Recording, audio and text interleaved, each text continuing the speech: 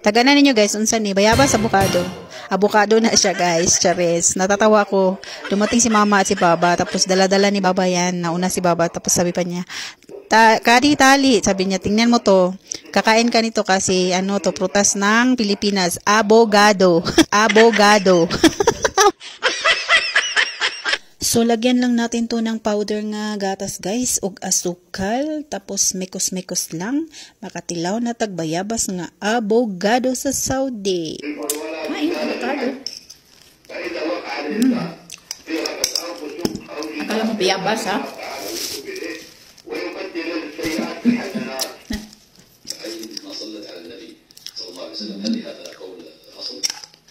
May mutang kang pudro.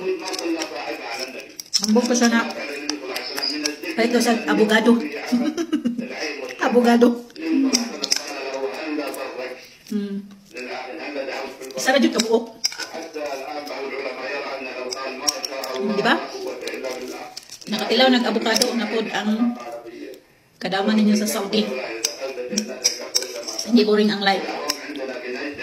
Kasi lahat ng mga gusto mong kainin, makakain mo. Abogado. Natawa ako.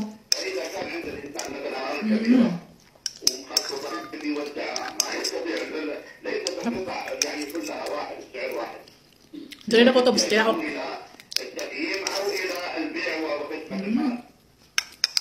Yummy.